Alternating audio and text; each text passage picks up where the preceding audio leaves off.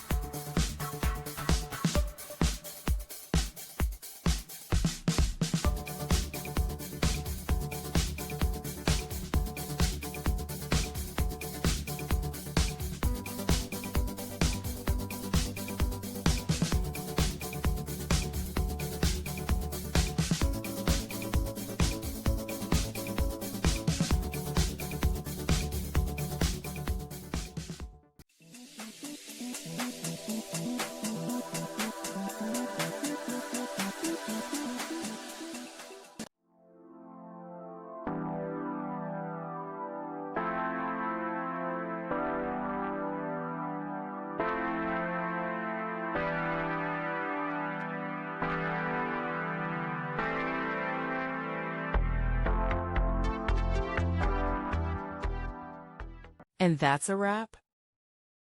I hope you found the answer you were looking for.